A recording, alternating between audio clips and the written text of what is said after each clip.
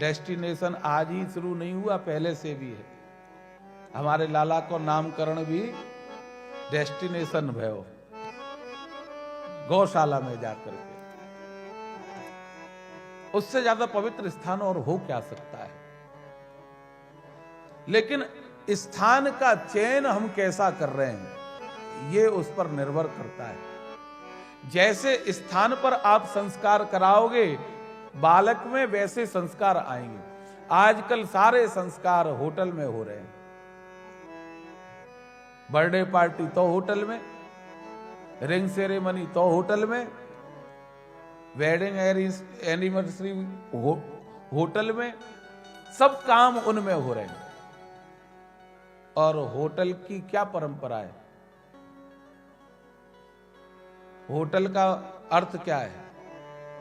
सीधा सीधा अर्थ करो देहाती भाषा में तो होटल का बड़ा अच्छा अर्थ लगता है। हो,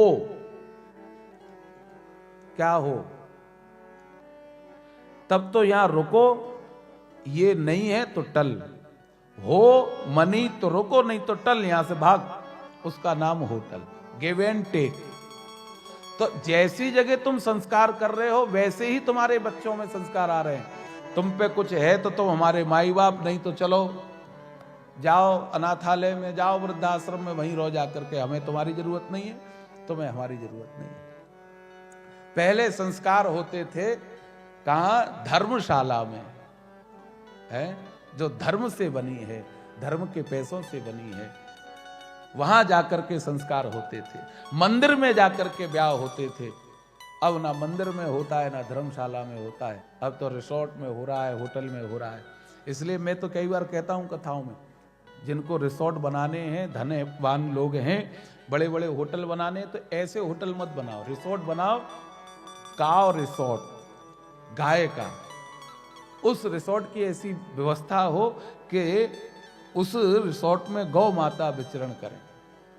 जैसे टाइगर रिसोर्ट होता है, नहीं होता है, लॉन सफारी होती है, नहीं होती, ऐसी काव सफारी बनाई जाए दिव्य, और उसमें सब कुछ गौ माता के द्वारा ही निर्मित हो। गाय के गोबर से लिपा हुआ कॉटेज हो, बढ़िया 5 स्टार बनाओ, लेकिन उसमें कोई डेंट पेंट नहीं, गौ माता के गोबर से लिपा हो चारों तरफ से बढ़िया। और वहां जो भी फंक्शन करने आवे उसके लिए एक शर्त हो कि यहाँ जो भी कुछ बनेगा गाय के दूध और गाय के घी से बनेगा, बाहर का कुछ प्रयोग नहीं करोगे।